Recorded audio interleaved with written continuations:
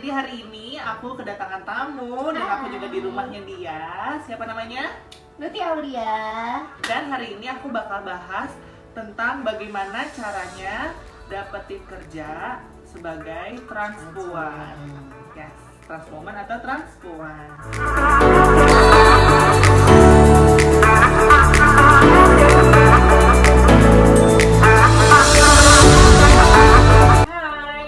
Jadi seperti yang kalian tadi dengar di introduction aku, hari ini aku bakal kasih tahu kalian tips and trick cara cari kerja. Nah, sebelumnya aku mau kasih tahu kalian dulu, aku nih sekarang kerja di perusahaan IT di Jakarta sebagai business development. Jadi di sini aku mau kasih tahu ke kalian kalau aku as a trans woman bisa loh dapat kerja gitu. Kalian juga masih bisa. Kak Luti juga kerja di mana, Kak? Aku sekarang jadi sekretaris di konsultan hukum dan bisnis dan beberapa tempat lainnya. Jadi menurut aku possible loh kalau misalkan kita sebagai trans woman mau kerja kantoran gitu, karena memang susah cari kerja kantoran, tapi mungkin gitu, karena buktinya aku sama Kak Lucy bisa, kalian juga pasti bisa gitu. Aku kerja kantoran sekarang ini udah kantor keberapa aku ya, pokoknya untuk sekarang ini aku kerja di 3 tempat sekaligus. Kalau aku pindah-pindah dan ini udah kantor ketiga aku selama aku dari lulus kuliah, sekarang yang ketiga. Pokoknya kalau mau tahu cerita aku cari kerjaan, tonton video aku. Nanti dikasih di linknya ya di sini. Nah, kalian kan tahu kalau misalkan kita itu sebagai transpuan agak sedikit susah ya kalau nyari pekerjaan, ya nggak sih, Kak? Dulu pernah kan ngalamin yang namanya tuh susah cari jodoh. Karena kalau misalkan kalian manusia straight di luar sana, cari kerja aja susahnya minta ampun. Dan gimana rasanya gue sama Kak Luti yang sebagai transpuan ini cari kerjanya tuh susah apa, kalian bisa bayangin sih. A few times harder, lebih challenging, lebih banyak rintangannya, lebih banyak diskriminasinya lagi. Terus juga perlakuan orang kantor tuh seperti apa gitu sih. Dan di sini gue sama Kak Luti tuh mau cerita sama kalian, mau sharing sama kalian kayak tips and trick gimana sih cara dapat kerja. Jadi jangan kemana-mana, gue sama Kak Luti bakal ngajarin kalian tips and trick cara dapetin kerja sebagai transpuan, oke?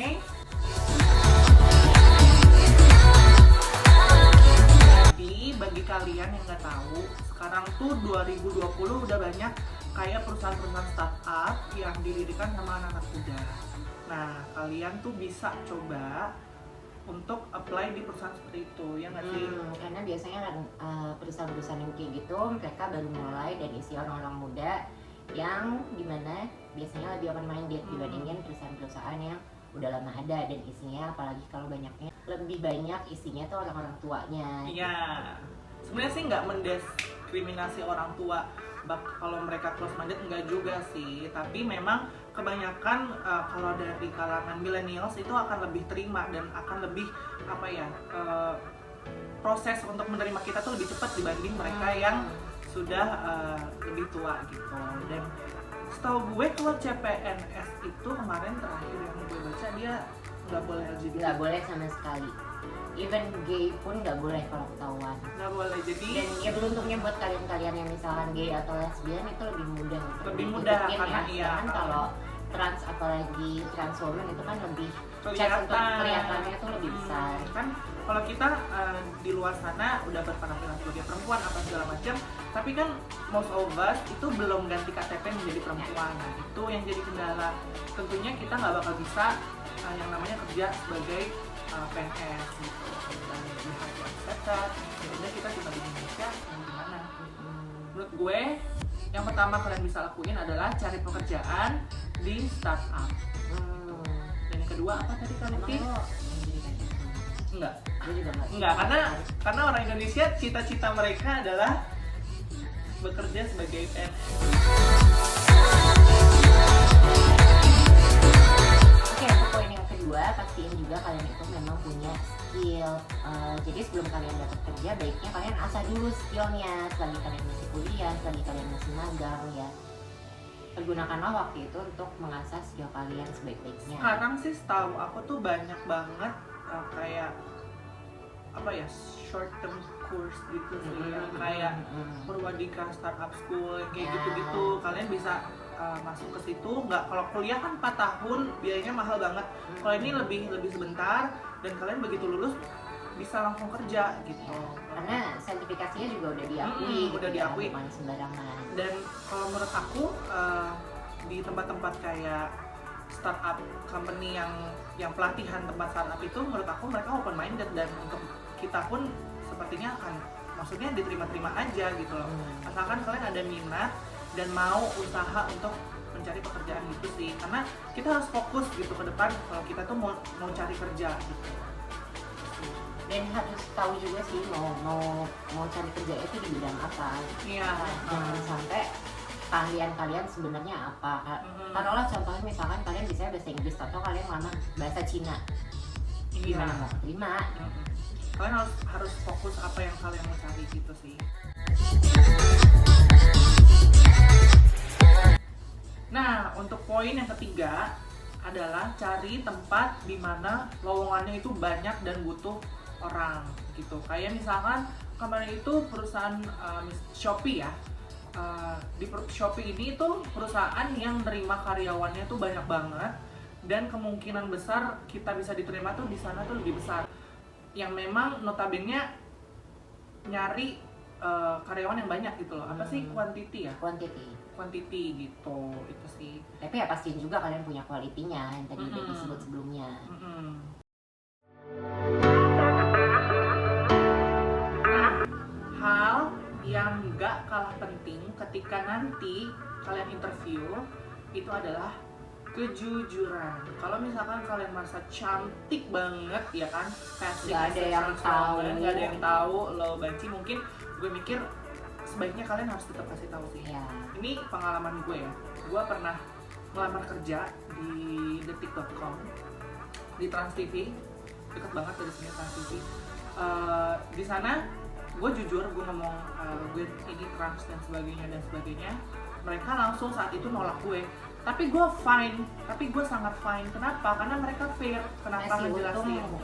Ditolaknya di awal, bukan ditolaknya di awal. Jadi masalah yang Kenapa besar. mereka nolaknya waktu itu? Karena ternyata pernah ada trans di situ, mereka tuh nggak jujur, dan itu membuat masalah di dalam perusahaan gitu. Dan menurut aku kejujuran itu sangat penting ya di dalam perusahaan gitu. Sebenarnya untuk kehidupan sehari-hari pun ya namanya kejujuran itu penting sih kalau menurut aku. Kalau kata Anda gimana? Kalau aku lebih prefer orang menerima aku atas apa adanya aku. Iya, Bukan sama. aku harus berpura-pura jadi orang lain, aku harus nggak ngaku aku ini Sama. Aku lebih suka ya kalau orang memang mau terima aku dengan aku ini yang cukup, kalau enggak ya udah. Karena gini kan, kalau misalkan kita bohong, pergerakan kita juga bakalan terbatas. Gitu. Kita bakal takut nanti ketahuan nanti ketahuan, kita bakal mau kerja jadi menyulitkan diri sendiri gitu. Jadi penting banget yang namanya kejujuran gitu. Gue kerja, gue jujur, gue trans, oke-oke aja. Kalau Luti kerja jujur sebagai trans, oke-oke aja. Jadi menurut gue. Jadi hal kelima yang bisa kita gunain kalau kita mau cepat mendapatkan pekerjaan itu adalah use your networking. Ya.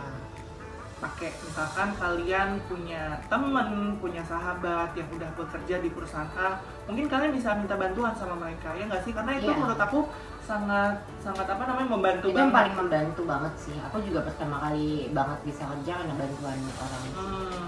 Jadi gimana tuh ceritanya? Boleh tahu nggak? Aku ceritanya sekarang aja nih ya.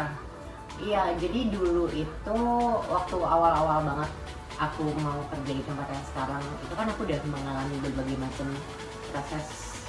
Maksudnya sebelumnya aku udah mengalami banyak proses interview dan segala macam dan nggak diterima kayak gitu. Sampai akhirnya aku dibantu sama salah seorang kenalan aku. Dikenalin lah sama si bosnya yang punya perusahaan ini. Aku interview, ternyata cocok, ya udah aku keterima. Jadi pokoknya intinya your networking is very important gitu. Dan itu penting sebenarnya yang perlu penting diingat juga dengan kita punya channel, punya kenalan, punya networking itu, kita harus semakin jaga sikap sih, harus semakin ngebuktiin kalau orang yang ngerekomendasiin tuh nggak salah ngerekomendasiin gitu. Betul, sangat betul. Karena kita punya beban tersendiri sih kalau misalkan udah direkomendasi tapi sikap kita nggak sesuai dengan ekspektasi, kan kecewa juga orang gitu sih. Aku mau kasih tahu hal-hal yang harus disiapin kalau kalian mau interview. Ini sebenarnya basic banget sih, basic banget. Mau lo normal, mau lo LGBT, mau lo transpuan, transmen, basic. CV kalian harus bagus, harus rapi. Bagus. Paling enggak ya, aku di kantor yang sekarang pun aku sempat ngebantu untuk recruitment. Yang aku lihat adalah banyak orang-orang yang sebenarnya nggak bisa berbahasa asing, terutama bahasa Inggris, tapi CV-nya pakai bahasa Inggris, entah minta dibuatin atau apa, sebenarnya itu nggak masalah. Tapi menurut aku akan lebih baik kalau kalian pakai bahasa Indonesia yang baik dan benar aja.